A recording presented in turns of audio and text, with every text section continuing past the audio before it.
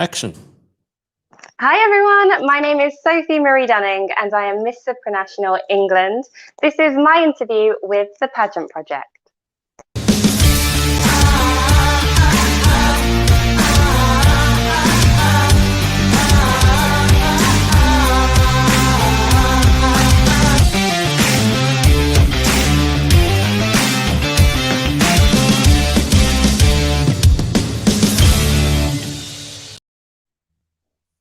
Hey everyone, it's Adrian from the Pageant Project with you. If you can hear me okay, I know Sophie can hear me okay. This is not my normal tech setup. I've had to move because my 5-year-old nephew is here. And if you know anything about 5-year-olds, you know you can't rely on them to be quiet. But my special guest for today is Sophie Marie Dunning, who is Miss Supranational England 2021. Sophie, welcome to the show. Thank you. Thank you for having me. It's a pleasure. You come, I have to say, it's slightly unusual. You come highly recommended by Emma Jenkins, one Miss Universe GB, who said, you have to interview Sophie. So do you want to give a shout out to Emma, or should we start with how do you know Emma? So thank you, Emma. I really appreciate that. It means a lot to me. So I actually know Emma because I competed in Miss Universe Great Britain with her back in 2019. So I was there when she was crowned, I was there when she won, and I followed her journey. And right now she's helping me prepare for Miss Supranational. So she's been incredible. She's given me so much advice, so many tips. And the very next Zoom call we have is going to be sort of tweaking styling and rehearsing some interview questions, actually. So I'm really excited for that. It sounds exciting. You've got a coach here who's got some good pageant history, having won the two biggest titles in the UK. Sophie, we always start with the easy question. So would you like to tell our viewers how you got involved in the crazy world of pageantry to begin with? Yes, sure. So my first pageant was Miss England, and that was back in 2016. I'd never even thought about a pageant before. I'm still not 100% sure where I first saw it, but I know it probably wasn't social media. It must have been a newspaper or something. But I saw the opportunity. I'd never really considered anything like this before. I'd never really done any public speaking other than giving seminars on skincare, so it was way out of my comfort zone. But I had a niece at the time, well, I still do, but my sister had only had one child. So I had a little niece. She was around 1.5 at the time. And I just thought, you know what, I'm just going to show her that you can have confidence even if you've never experienced something before. Just push yourself out there. And as she grows up, I want her to see examples of strong women following their heart and doing whatever they want to. So I entered, got to the semi-finals, and it was an amazing blur. I can't really remember a lot of it now, but it was great. It was a lot of fun. And I remember getting home after that semi-final and just sitting there with a cup of tea in my dressing gown thinking, I want to do this again. And from there, I just entered a few more, and most recently, the Supra Star Search. So it kind of grew from a little seed in 2016. Well, you say you entered it because of your wanting to basically set a good example for your niece. What was it that attracted you to keep on going? What were the parts that you enjoyed the most? I think, I entered to sort of be a good role model, but actually I kind of needed one myself as well. And there's a lot of inspirational people in pageantry. The more that I learned about it, the more women that I got to know, even just online in the most recent years, you hear some incredible stories, and everybody has life experiences which you might not have had. You can take advice from so many people. So I've learned a lot and gained a lot from it myself, not just confidence and, public speaking, etc., but just also things which I would have never considered taking an interest in before. So it's really broadened a lot of my horizons, and it's pushed me to do things which I know I would never have even, contemplated trying before. So it's done a lot for me in terms of personal growth. And I think seeing yourself bloom and develop and sort of get more confidence in new areas just makes you want to continue. Is it possible for you to tell us who you'd be without pageantry if you hadn't taken that first pageant all those years ago? I think my life probably would have taken a very different turn. I think pageantry gave me a lot of oomph, I suppose, to remove myself from situations and environments that were unhealthy for me. And I mean, I run female and fearless projects now. This is something which helps women to not only recognize and leave, but rebuild their lives after experiencing unhealthy and abusive relationships.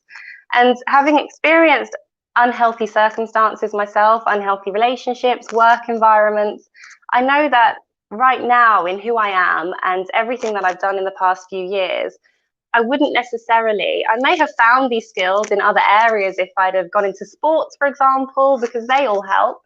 But I think having a real purpose and passion and something to zone in on has helped me to understand balance in life, and it's helped me set boundaries and know I am worth, my self-worth is there, I am worthy, and I don't deserve to be treated in certain ways. And I think Mm. pageantry has definitely helped me with that. Can you tell us a little bit more about the Female and Fearless projects? Because I've seen a little bit of it. But what was the impetus to start it, and what are you doing at the moment with it? What future plans do you have with it?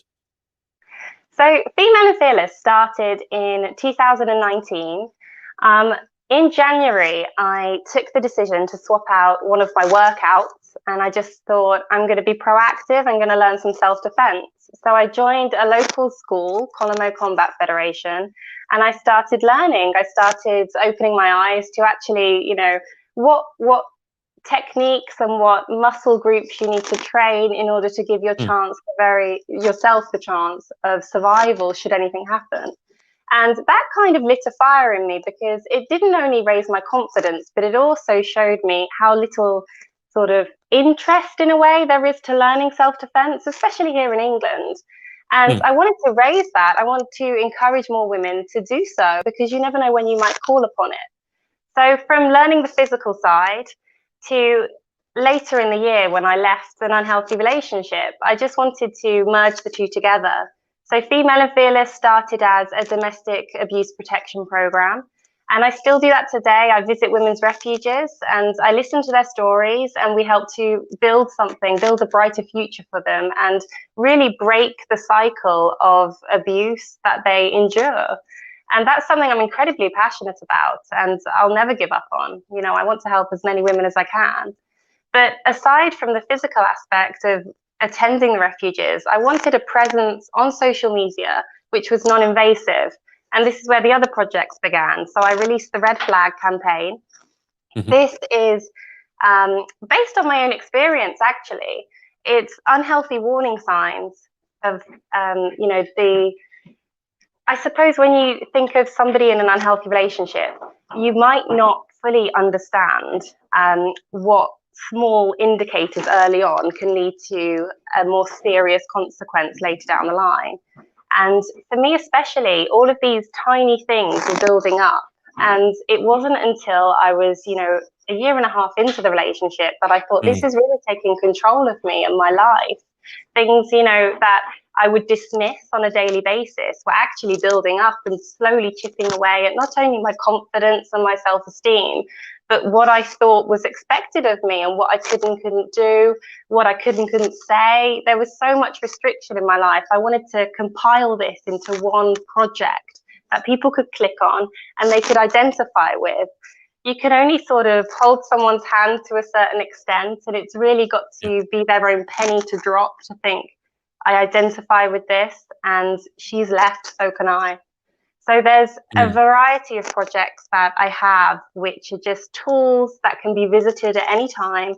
It doesn't even have to be necessarily yourself enduring it. You could know somebody who you're concerned about and send them a link, show them when you're next with them. There's all of these different ways that we can get to people and reach them, not just physically visiting them. So it really grew from a physical training aspect to now something which I want it to be well known. I want it to be a Mm. presence in all different countries. I'm working on converting the projects into different languages. So there's a whole host of things going on, but it really is my main purpose. It's so interesting. You mentioned both the self-defense aspect and then the domestic violence aspect, because I've advocated and worked in both. So it was probably only a month ago that I did a podcast episode where I said one of the best things I think every pageant girl could do is take up a combat sport, not so that they could beat this, the stuffing out of someone else, but even if they never have to use it, just the confidence that comes from knowing that you know how to handle yourself. Especially typically, obviously, a female will be smaller than a male. So knowing some fundamentals and just having the confidence, because I think very often there's still this stereotype. I don't know if you found the same, but that combat sport is not a feminine sport. I mean, I used to be a tennis coach, and some of the girls would be afraid to even sweat because at some point they'd been told this idea that if you sweat, it's not attractive, it's not feminine. Have you found that to be at all true with your experience in self-defense, that it's still seen predominantly as a male thing, less so of a female thing? For sure, it's certainly male dominated, and I think there's a lot of important elements behind the word self-defense. Mm, There's certain areas of the training which are you have to divide it into social profiles.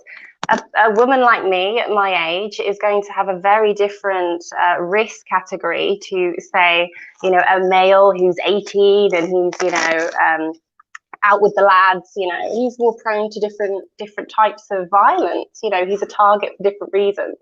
mm. And a lot of the message that I try to sort of get across to women, especially before they join and start learning, is it's not glamorous. Of course it's not. We're not training to look good and to do all of these Yeah. Hollywood moves. I'm not here to encourage you to do a sequence of 12 steps to look great on Instagram. That's just not that's not the point. The It's point so is funny, though, that you survival. say that, because I studied some martial arts where you learn what's called a kata to pass your first grade or your second grade.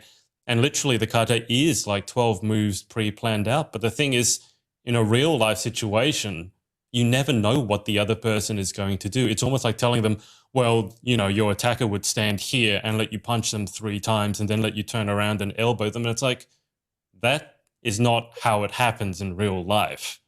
That's precisely true. Everything you've just said is just music to my ears, because that's what quite a lot of people don't acknowledge. When you go to self-defense training, if you go to, I mean, it's fantastic. Martial arts are brilliant for confidence, Mm, and you really do get the buzz. When you strike a mm, pad and it connects properly, it feels mm. great. And it's amazing once you can do a routine off by heart. That feeling, really, you've aced it. But actually, what we teach isn't all of this fancy stuff. It's responding to things in a reflexive way, because when you're in a situation, whether it's spontaneous or domestic abuse, whether there's been a build up to it, your reflexes, excuse me, your reflexes are going to be the same. So it's tweaking those reflexes in Mm, small ways to make them effective for your own self protection. So, for example, if say you were approaching me in an intimidating way, my first response, as a lot of people's would be to just put my hands up, to say, whoa, whoa, mm, what are you doing? Please back off. So it's not only encouraging reflexive movements and then tweaking them to make them effective, but it's also encouraging women and men to be vocal, to use your voice, because so often mm, in situations we can freeze, and that's so normal. You don't always have to react. And if you do freeze, you should never feel any shame or guilt over that, because it's your body's natural response. It's fight or flight.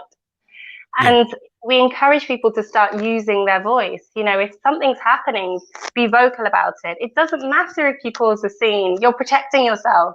If Mm, something's happening and you need to remove yourself from the situation, raise your voice, speak up, and then allow your reflexes to follow. So it's not, like I said, it's not about looking slick.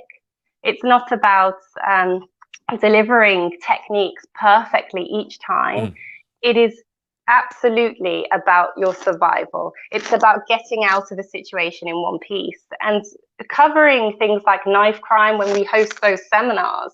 Another mm, thing that we say is, if you're involved in an incident and there's an edged weapon present, it's not about not getting, caught. It's about protecting the main areas so that you can survive after an attack. So sure, you might get sliced here, you know, something can happen. It might nick you somewhere.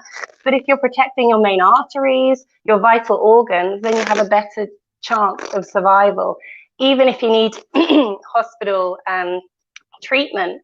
So it's such a broad spectrum that we cover. And I think those fundamental elements are often lost in translation when you see self-defense videos online, because it all looks so slick and glamorous when the nitty gritty, that's not the reality. Sophie, just I think the headphones, the microphone for your headset is probably behind your sash and it's just rustling up and down a little bit. Are you able to bring it out the front and just hold it away? Yeah, just so we don't. It's not too bad, but just you can just pull it down a little bit so it's not bunched up, because I know that you pageant girls always want to look the best. Those ones with a microphone on them, just for you guys watching. And if you have any questions, by the way, put them in the comments. I'll pass them on to Sophie. If you ever do an interview, try using, I'm not talking just to Sophie here, but the one with the headset here, it's very, the microphone here very often rustles with jewelry. Sometimes it's banged against earrings and things like that. So just a top tip, as I was telling Sophie, I've done almost more than 200 of these interviews now. So I picked up a thing or two. I remember very vividly being told the best way to survive a knife fight, and this was by someone who really knew how to fight with knives, and he said the best way to survive a knife fight is to not get in one, because, you know, just one wrong move and that, you know, that's all it takes. I'm just curious, is there, when you're training men and women with self-defense, is there any aspect of it where it's like disengagement strategies? Because a woman's typically going to be physically smaller, and let's say that the attacker is physically bigger, stronger, and let's say they're drunk as well, in which case they have no control, they're less likely to feel pain. Is there some part of it which is don't get into the fight in the first place and literally just run away? That's the main part of it. That's the number one. That's the first step. So before we even, you know, discuss going into physical protection, the best way to deal with conflict is to not be in it in the first place, as you say. And it's only when, I mean, if a fight ever does happen, if you're in it longer than 5 seconds, you shouldn't be in the fight. You know, you shouldn't have to go on. You're going to get tired. Things are going to happen. So if you can, avoidance is the best tool that anybody has in dealing with conflict. And that's not just in the self-defense world. That's on the internet. You know, there's so many different ways that people can attack you these days. And social media is good and bad.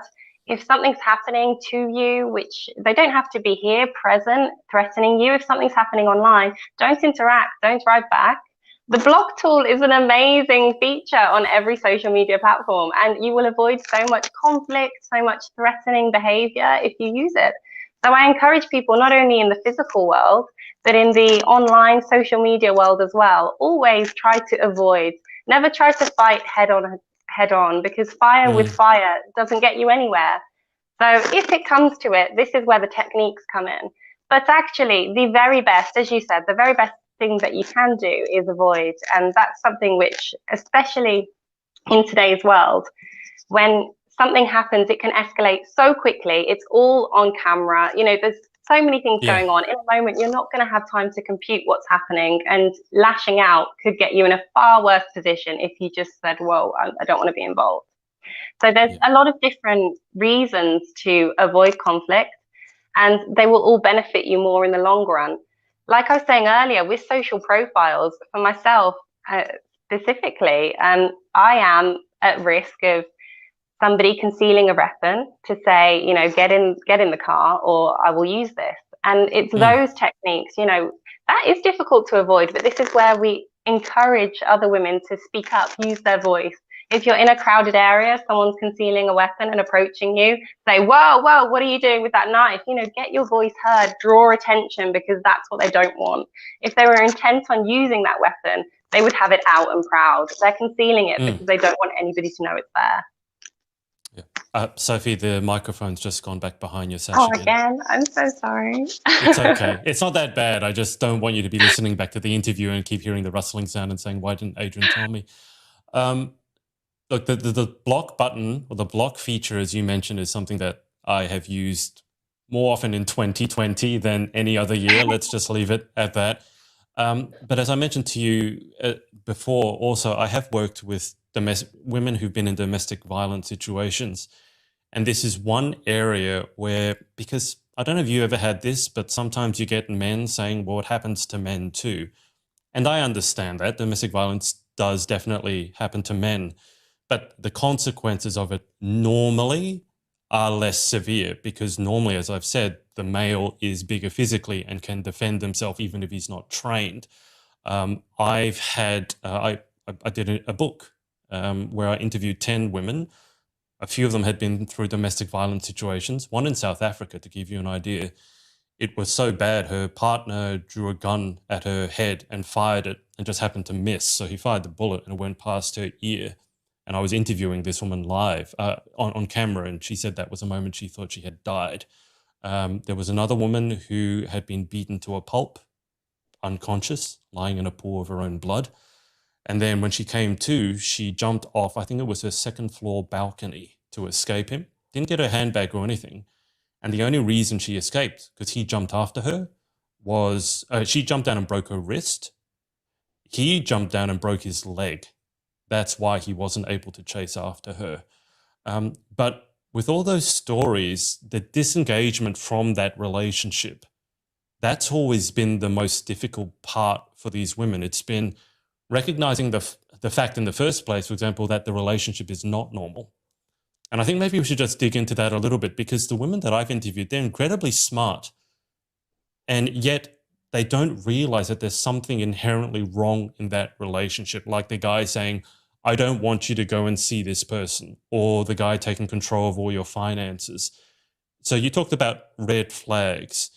In your experience, what are some of those little red flags that women should be on the lookout for that might not mean something by themselves, but when they add up consistently over time, you should at least be going to have a conversation with someone about it? So I think, touching on what you've just said, with these women who are affected, especially in full-blown violence, physical violence, these are smart women. It's such a myth that anybody who is targeted is a weak woman, because that's just not true. And when you are engulfed with love, when you have such a high opinion of somebody, you don't believe that somebody would want to manipulate or hurt you. And it's a very difficult balance to comprehend, that somebody who says they love you so much is doing you so much harm. And it's a very hard reality and pill to swallow. You don't want to believe that the person that you're with, the person you've invested your life in, is a monster, that they're doing these things to you. They want to hurt you. They want to isolate you. There's so many different aspects of domestic violence. It's not just physical, it's manipulation, and it slowly seeps in. It doesn't all happen like, in one go. It's not this entourage of things which suddenly overwhelm you. It's gradual. And I mean, as far as my situation, it was never violent. It was very emotional. And small things which I've put into the Red Flag Project are just small characteristics, traits, and actions that somebody can do which affect you in a very negative way. So to give you just one example, I'll share the link below the live on Facebook so people can have a look at all of them. But just as an example, so planning things with my mum, if I'd planned something and I hadn't, mentioned, I'd get met with a very cold, frosty reception. I'd be ignored, and I'd be told that, so you're not going to do anything with me this weekend. And so I'd cancel with my mum to then spend time. And things like this, they seep in over time. You probably don't think twice about it in the moment, because for me especially, I thought, I didn't even consider asking you, I'm sorry. You put the blame on yourself. And it's that method of self-blame, self-doubt, and making you feel like you're the person who should be acting in a certain way to please them. That's what builds up, and that's what can get so severe. So when we look at the mental strength of women, we can give them all of the advice in the world, but they need to know themselves. It's a gut feeling.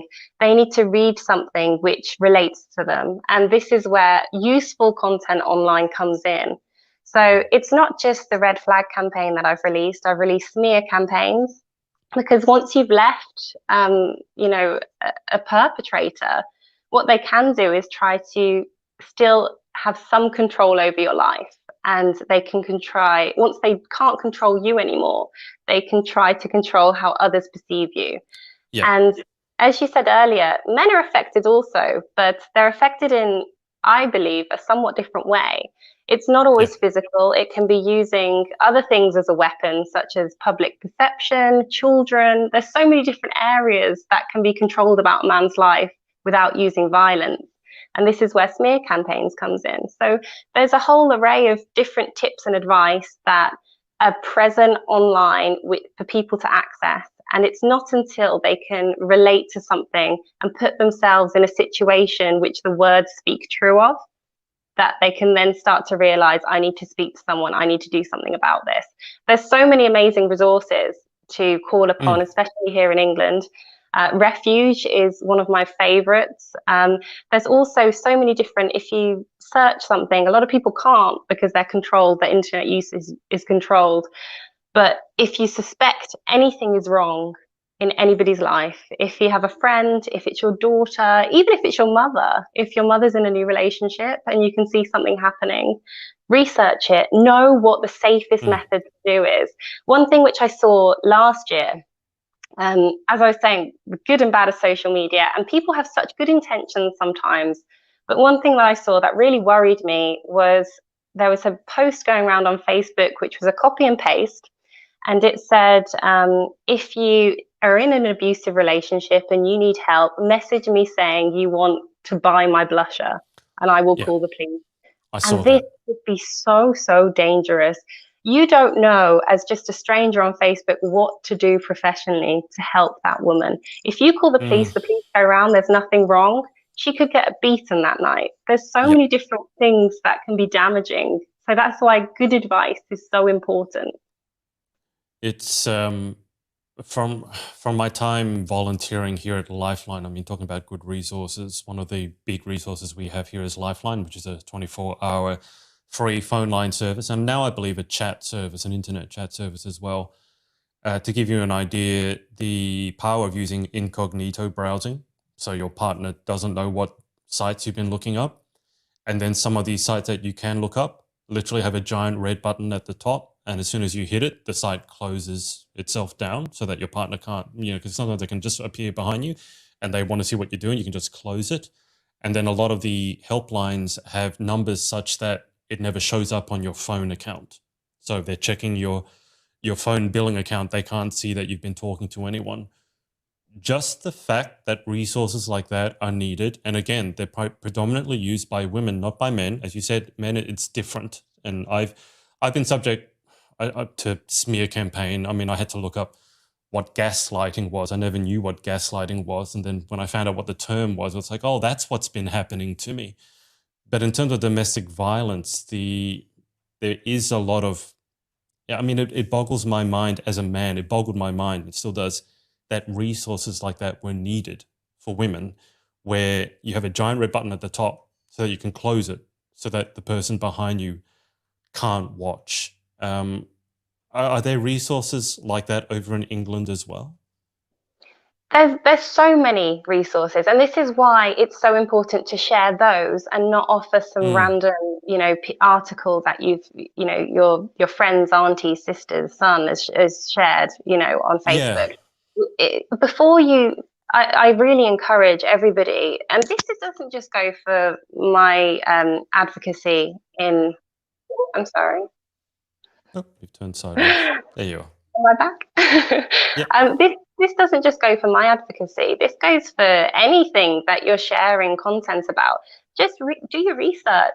Before you hit the share button and before you spread something online, do the research behind it and know it's a good decision, because you could be affecting somebody else's life. And knowing which resources to share. I'm so sorry, am I sideways again? No, you're good now. You were sideways before. Now you're good now. Oh, good. Okay. But knowing the background and the history and the facts behind what you're sharing online is the best way to eliminate all of these red herrings, I suppose, that we can call them. Because if you share bad information, you don't know how many times that's going to be shared, who's going to see that, and what effect that's going to have on somebody who actually really needs help. So do the research behind the post, because there are some great resources online, and I include references, everything like that in all of my projects, so people know where it's That's from. important. It is. Yeah. And, you know, real numbers, real websites, real chats, and, you know, real links to pages which are fully realized and researched. I don't know that it's the same in England. I would assume it is, but the research here in Australia showed that the time that a woman is most likely to be killed in terms of a domestic violent relationship is actually when she leaves. That is the most dangerous time. So speaking to your point about just randomly sharing advice, as well-meaning as it is, and obviously I'm assuming it's well-meaning because you don't want anyone, and I don't want anyone, to be in a domestically violent relationship or an unhappy relationship, male or female. But I think people have to understand that leaving is not a simple process. Otherwise, they would do it. And from the women that I interviewed, one of them very clearly said she still loved him.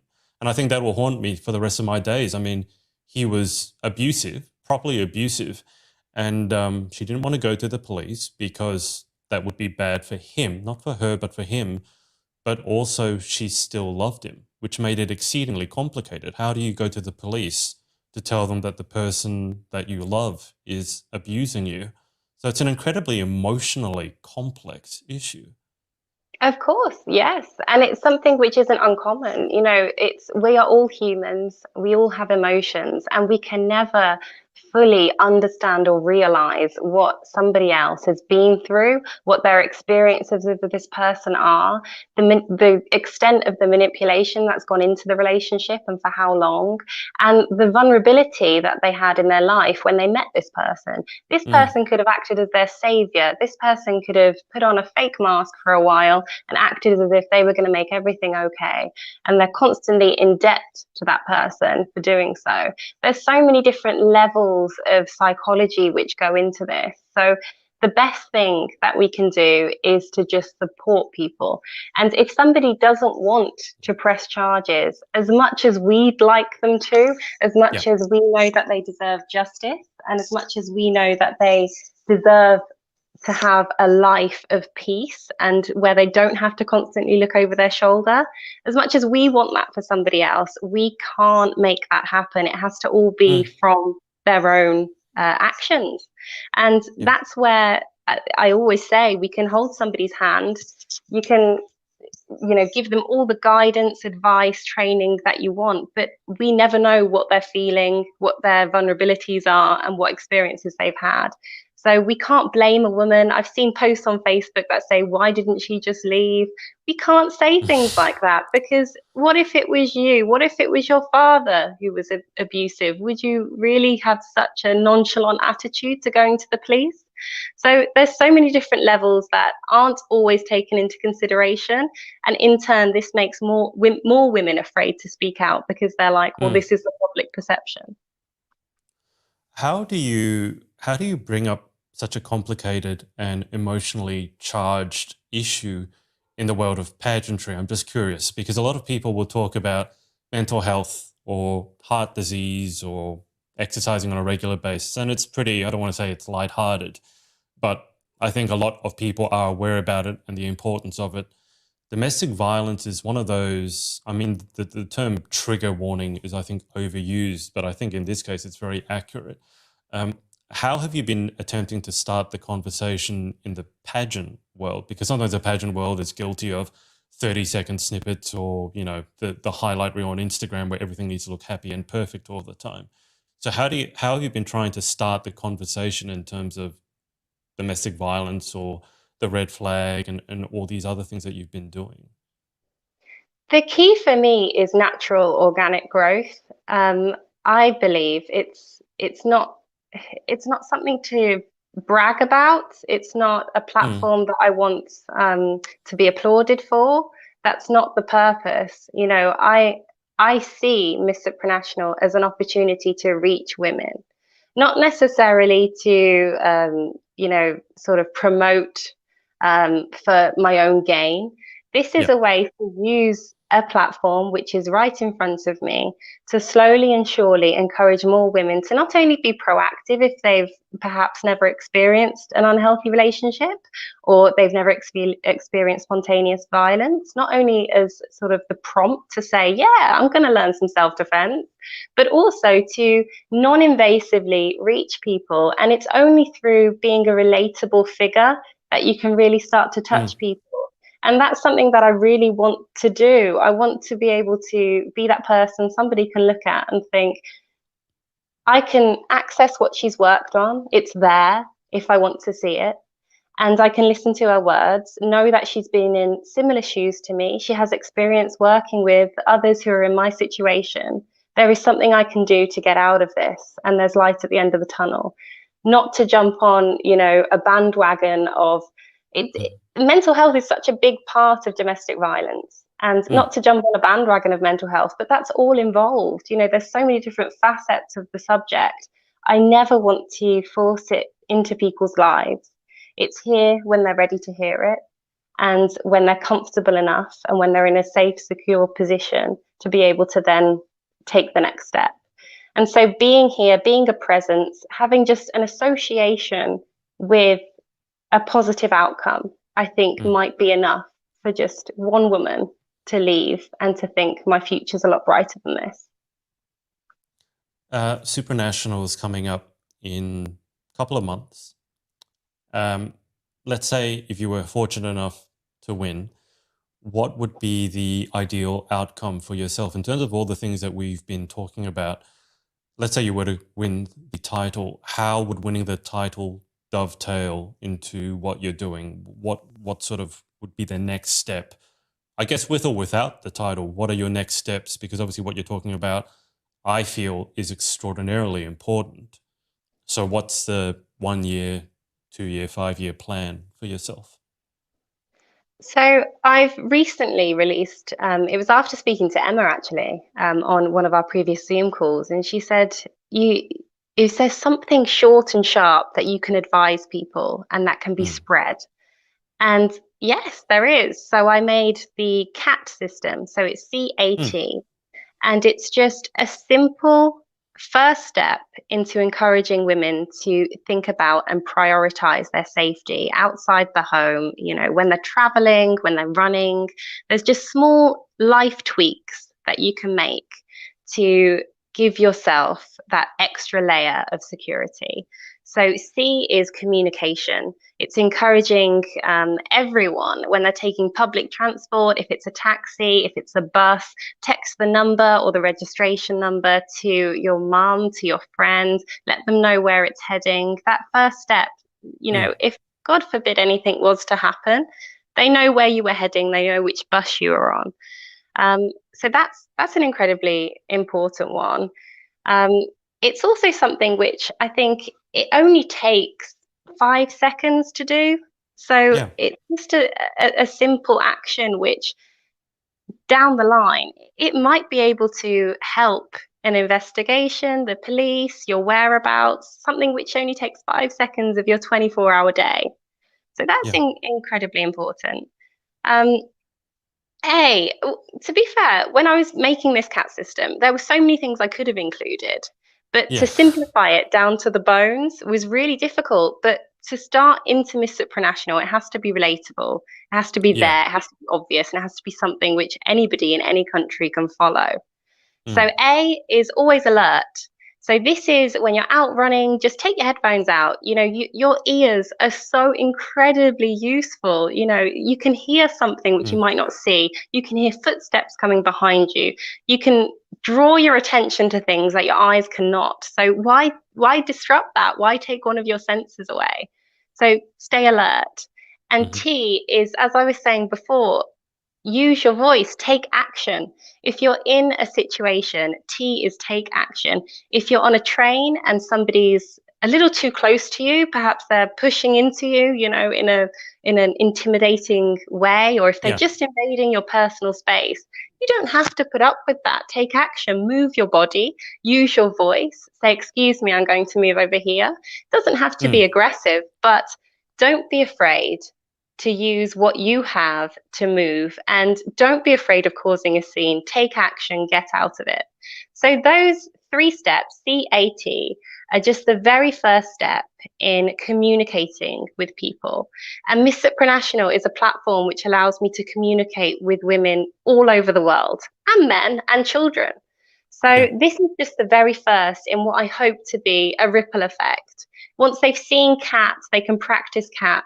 Once they've seen that, they can think, okay, what else does she do? Oh, she does the red flag. Let's have a look at Yeah. this. And that's sort of the cycle, the rollout that I want to do. And pageants sort of offer me that reach that I so badly want for Mm. other people to see and practice this. Obviously a lot of pageant girls do modeling as well. And one of the big ones that I always tell young girls is that if you ever go to meet someone, never go by yourself. Never, ever, ever. I mean, communicate absolutely, but never go anywhere by yourself. It's just too risky. You don't know who's out there, what they want to do. So, and I love the fact that you've broken it down into 3. I mean, I completely sympathize with, you've probably got a billion things that you want to say, but people won't remember the billion things. So you kind of need to break it into the little soundbite or the thing that can fit into one post. I still remember, even though I wrote my book over 4 years ago, I had to break down mental health into something similar to yourself. So I came up with an acronym similar to yourself. I had 4 letters. I don't know if you had ADSL internet or if you remember ADSL internet, but it was sort of the internet before broadband and after dial-up, the horrible ancient dial-up. So ADSL. And I still remember, I mean, it's a silly story, but I still remember it was A, it was accept you have a problem. D, decide you're going to do something about it. S was to seek help, seek professional advice. And L was to love yourself throughout the process. And, I can't remember the billion things that I wanted to say, but I can remember those 4 things. So with CAT, I love that. I also love cats. So I think it's a win-win. Are you a cat person or are you a dog person or you're both? You're neither? I'm an animal person. I adore animals. I have so my family has a dog called Bella, and she's a little Yorkshire Terrier. I'm obsessed with her. Everything that I see, I'll be like, Bella would love that. Or if it could be something really random. I could see, I don't know, like a tree, and I'm like, that looks a little bit like Bella. And everybody's like, she's a dog, but she's such a big part of my life. I see her everywhere. So I'm a dog lover, but animals, any animal, I love. Does Bella have an Instagram account? I'm almost afraid to ask. No, she hasn't got that. She used to make a frequent appearance on mine, but since lockdown, because she lives with my mom and dad, it was difficult. It was a hard year without her. She's probably the one I miss most. But no, I've had her stay, since restrictions eased a few times. So it's been nice to have her back in my life, but she's not on social media just yet.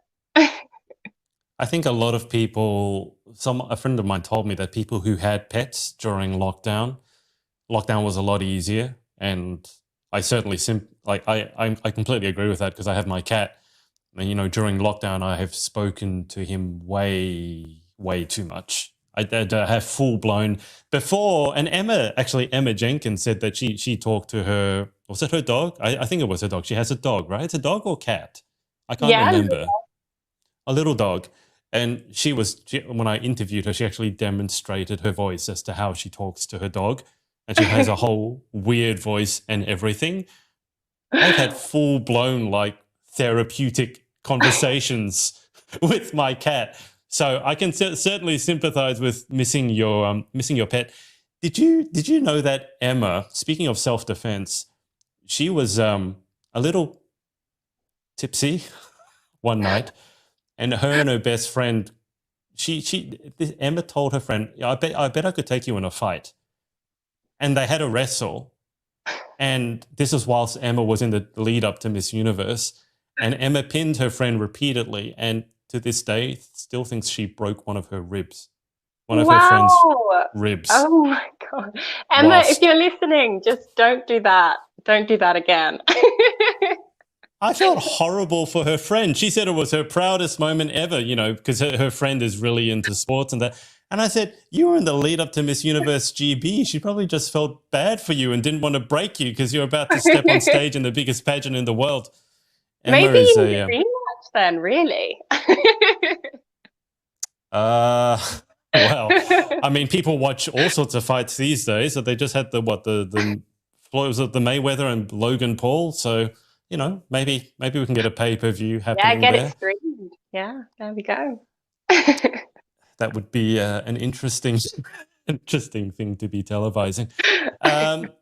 Sophie, outside of the amazing work that you're doing, the advocacy and pageant world, I mean, do you have time for anything else? I like to ask people about their career, study, hobbies. Very often with pageantry, you don't have time for anything else.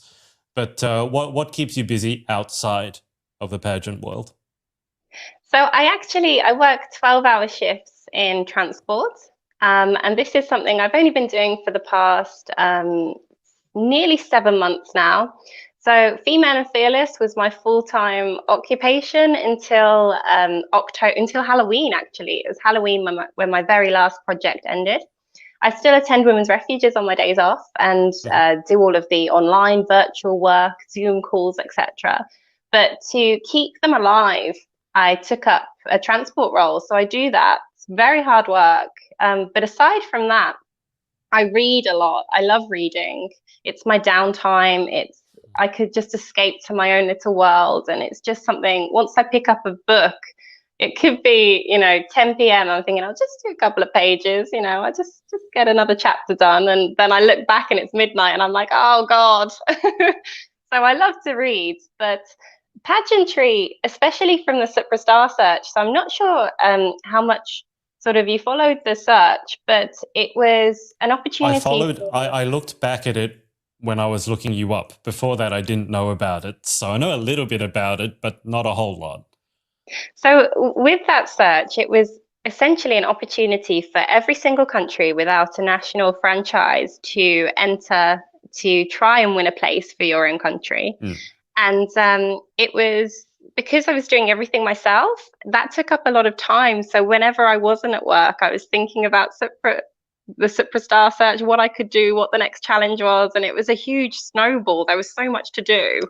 And since then, prepping for the pageant, it does take a lot of time because I don't have a team or, I don't have a director and things. So I'm even making my own national costume. So that's taking up a lot of time right now. It's enjoyable, but it's a lot of work. I can imagine. Yeah, so I did textiles at school, so I do have basic sewing knowledge. We're just gonna see. We're gonna see how it goes, but pray for me. I think I would rather start a Kickstarter or a fundraiser for you than pray for you. I think that might be more useful. You decided to make your own national, oh God, like out of all the ones to, I mean, I don't have any textile skills whatsoever. So me sewing anything is not going to go well. But how is it going? Is it done? It's not done, but we have a skeleton for it. It's just something that I'm going to have to, I have all the plans for, I've sourced all the materials. It's just the execution now. But I think the main problem really is because Supranational isn't that well known in England. And it's something which I'm trying to slowly build the profile of. I'm trying to get my name, my face out there so that the next Miss Supranational England has more support, a bigger sort of family around her to help. But I think, sourcing all of the outfits, sourcing the evening gown, the national costume, and then fitting everything else which I need to take with me in, it's a huge financial cost. And so I'm trying to do things as economically as possible and try to limit sort of the impact on the environment at the same time, because it benefits my purse, it benefits the world. It's something that's so easily hand in hand there. So that's become a big focus, trying to source outfits, pieces which can mix and match. It's 3 weeks that I'm going to be there for, so Oh, I want to make wow. sure that I'm not Jeez. overpacking. Yeah. So then the national costume, it was just getting it down on paper what my idea was, sourcing the materials, which is done, and my mum's going to help me where she can, which is great. But I'm going to be dropping a few things on my Instagram as we construct it to keep everyone in the know, because I feel like we're all on this journey. It's not just me. How many hours roughly have gone into the national costume up until now, and how many more hours do you think there are roughly to go? I'm afraid to ask this. I'm afraid to think about it. Well, I'm making you um, think about it now. I think there's probably been, gosh, I'd say about 20 hours so far, which Okay. doesn't sound like a great deal, but fitting it in around everything else it's definitely been mentally quite challenging. Mm. And to go, I think I'm just going to have to tally as I go. Oh dear. I'll Yeah, I give mean, you a weekly update. you just keep a counter, just once a week, post a number, and I know Yeah. exactly what you mean. You said you work 12-hour shifts. I don't care how much you enjoy the transport job, like coming back after a 12-hour shift. And I'm in a similar situation as in taking on a job simply to fund my passions, because sometimes the passion is what you live for, but it doesn't necessarily reward you financially to the degree that would actually allow you to eat or pay Yeah. rent. So sometimes you need to take a job on the side to help pay for that. How on it must be exhausting though, Sophie. You have a 12-hour shift and then to come back, not to be able to switch off, but no, you have to now go into pageant mode. Um, I think, when I look at my downtime, I consider pageantry, especially a lot of the planning, as downtime Mm, because I do enjoy it. The stressful part of the Star Search was actually just trying to figure out what to post on social media, because I've never been one to really stage things before. Because I haven't really had much opportunity during the search to go out and take beautiful pictures, which a lot of other yeah, countries could. I yeah. didn't really think about sort of how to present the home and things like that. And having looked back on everything I posted during that time and looking at what I'm posting now, I actually quite enjoy figuring out how to get messages across. And so for Mm, me, any break from work doesn't, especially involving pageantry, because it's so exciting, it doesn't feel like extra work, if that makes yeah, sense. yeah. My work is something I leave there. I don't bring it home with me anymore. So as soon as I clock out, I love thinking about, which dress would look great on the stage, or, I'm doing little twirls everywhere. There's always something that I'm doing revolving around pageants, and it's become such a big part of my life that it doesn't feel hard work anymore. I've never heard of anyone twirling in the transport industry. That is a first. Hopefully we can get more doing it, because it does brighten the day. I can imagine. I mean, you always hear about pageant girls. You're a pageant girl when you just randomly start doing a strut or a catwalk for no reason whatsoever. I know so many people, lawyers, or they're going to the supermarket and they just decide to bust out a pageant walk. That's when you Yeah, know that you've caught the bug I'm and fully you've immersed. yeah, you're a terminal case. You're a hopeless case. There's no hope for you. So Now, Nadia King we addressed this before, but who is a director of Supra UK? What support do you have? So that you don't have a director, if I'm correct. You're doing it all on your own. yes. Do you have? I mean, obviously Emma is supporting you. Do you have any like sort of official support figures or sponsors along on the journey? No, it's not for want of trying. I've reached out to a lot of people, a lot of businesses, but I think because it's not too well known, it's been Mm, difficult to sort of encourage people to see the opportunity in it. and sort of rally a little bit more support. So that's been probably the hardest thing, is just Yeah. the amount of time sending emails and calls and things like that with to no avail. But there are a few sections which I'm still looking for help for. So one of them is they want us to promote a British designer, which is a fantastic opportunity for someone. And it's just any outfit that somebody's made, to tell the story about why they've made it, what's inspired them, and then for me to have photographs in it and wear it whilst I'm there. So there's so much opportunity, but it's just, I've been trying to email, call lots of different companies, designers, and it's just Yeah. not getting too far in that area. So that's definitely been a struggle. I can understand that. And to be fair to the businesses after 2020, a lot of them are probably just thankful to even exist, because Of 2020, course. some of the people I've been interviewing, two of them, both very big apps, the Queenly app over in America and the Girls Trade app here over in Australia, which do fashion and they rent out and buy secondhand fashion. They all launched right before COVID hit, which was not the best time to launch any business, let alone a business predicated on fashion. But Sophie, just I always wrap up interviews with the same 10 questions. But in terms of shout outs, I mean, you're doing this solo, but anyone you want to give a shout out to for supporting you along your journey, pageant, and just life in general? Yeah, I mean, I'll start where the heart is, and that's with my mum and dad. They've been incredible. As you know, they crowned me last weekend, Mm. and it was such a proud moment for them. And it was for me. It was so nice to have my dad put the sash on. He practiced and practiced because he wanted to get it right, which was When just you so say your nice. dad put the sash on, you mean the dad putting the sash on you? He didn't put it on himself. Well, he tried the crown on. It looked pretty damn good. Dear me.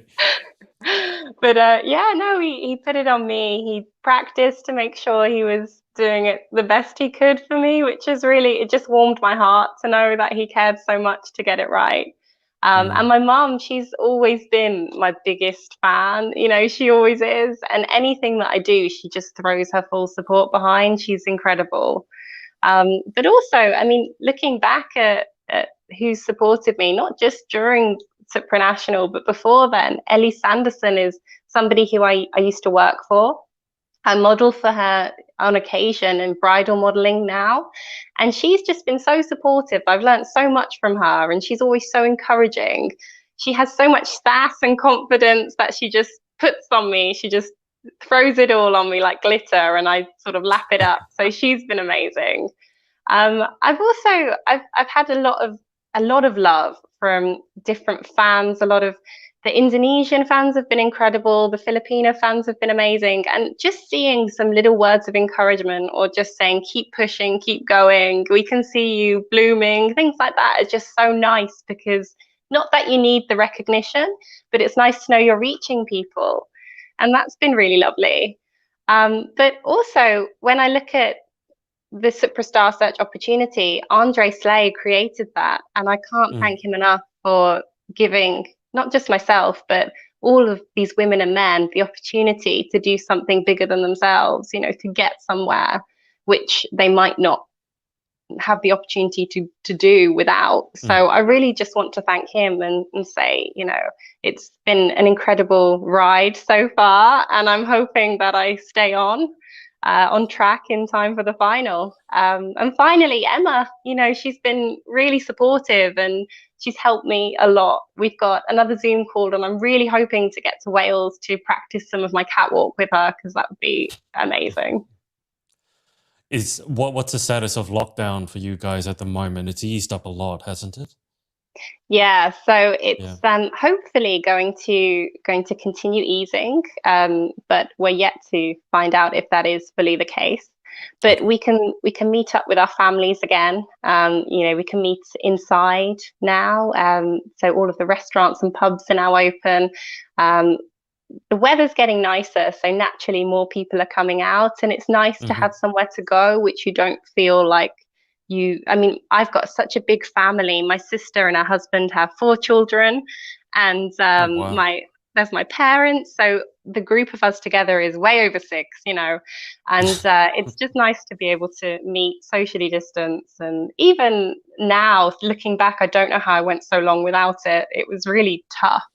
But yes, things are easing. Things are getting a lot better. So fingers crossed with the vaccine rollout, we can continue. Glad to hear it. Okay. I know you've watched a couple of my interviews. Have you seen the final 10 questions? I I I don't know actually. I'm not sure if I've seen them or not. Obviously, if you have, you don't remember them, so it's great. So these questions, the answers won't be rehearsed at all.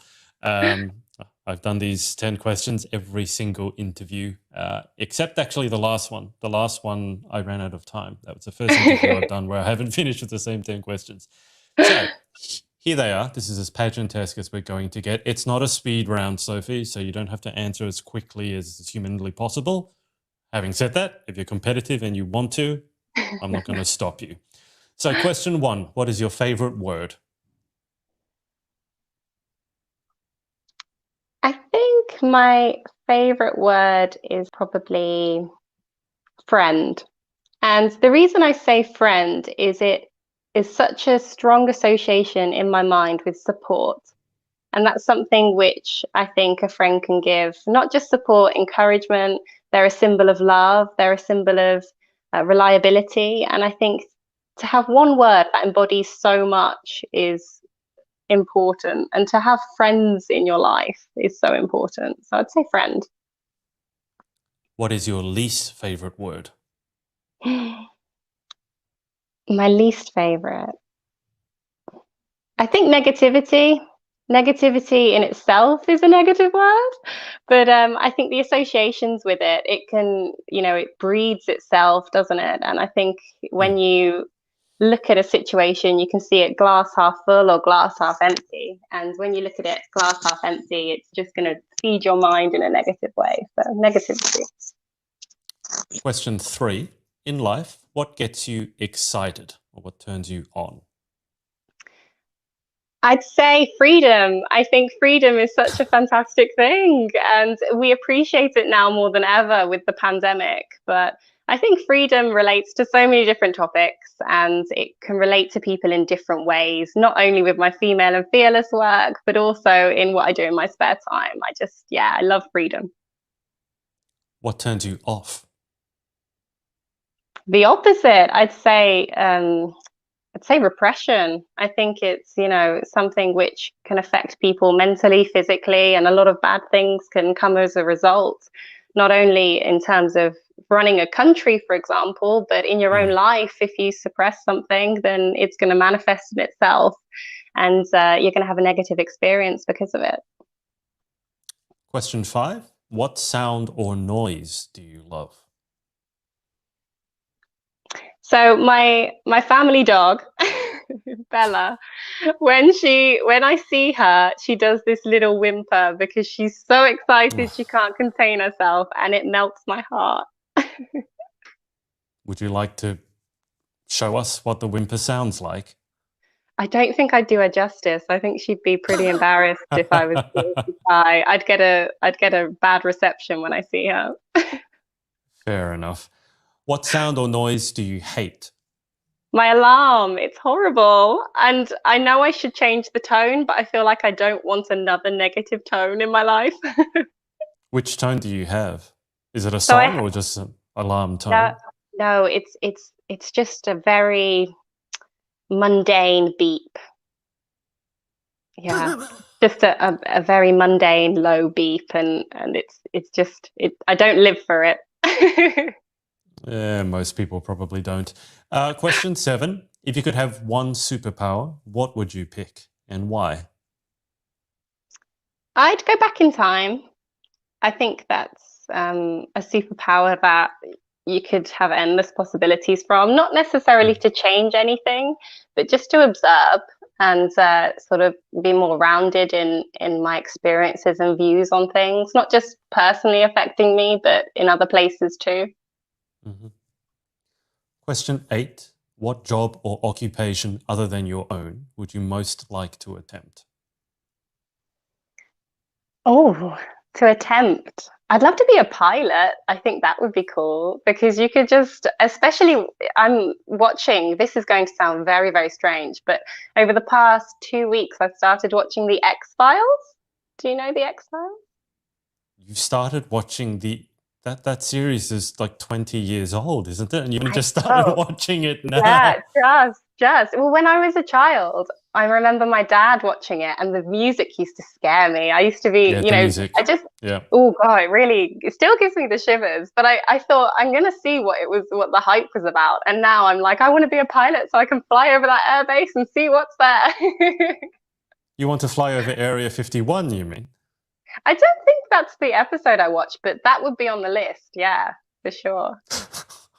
Actually, it's been a while since anyone answered they wanted to be a pilot. It used to be the most common answer. It's been a long time. I forgot about that one. Question 9, what job would you definitely not like to attempt? I'm happy to pretty much get my hands dirty wherever. There's not something I'd shy away from. I think one thing that I'm incredibly scared of is heights, though. So I probably wouldn't want to be somebody who, mans the skydiving post or, something like that, bungee jumping instructor. I think I'd faint. The worst things I've seen with those, I mean, I'm not afraid of heights too badly, but there's a couple of TikToks. One was this skateboarder and he was skating on the arch of a suspension bridge.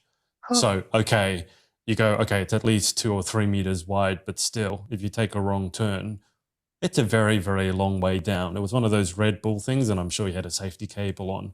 But just looking at that was enough to be like, no, just turns your stomach. Pretty horrible. I've seen a lot of GoPro footage of people. I'm not too sure. Is it parkour? I think it's called, where they just sort of jump over these, skyscraping buildings. And I just, if I was their mom, I would lock them in their room. So stop doing it. That's not going to work with people who know parkour because they'd just be able to jump right out the window. You can't lock up someone who's good at parkour. I've seen some GoPro footage and it just kind of turns your stomach. But to each their own. Final question. If heaven exists, what would you like to hear God say when you arrive at the pearly gates?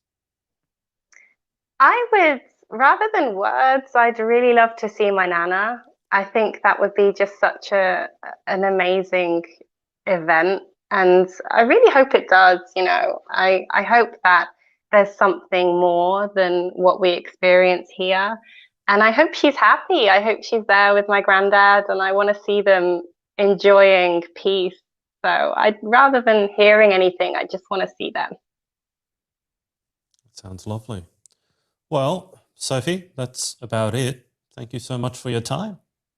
Thank you for yours. I sincerely appreciate this. It's lovely to come on and speak and just be normal. So it's been really lovely. Thank you. Well, you can't turn Emma Jenkins down, can you? Otherwise I would fear for my life. She would wrestle me and break one of my ribs. So I would need some self-defense classes. But Sophie, don't hang up with me just yet. I'm going to hang up with the audience, so stay around. But thank you to everyone for watching, whether it's live or on the replay. And we will speak to you next time. Bye for now. Thanks for watching. Just a reminder to you entrepreneurial types to come and join us at our Facebook group, facebook.com/groups/The Pageant Boss. I'll see you inside and see you in the next episode.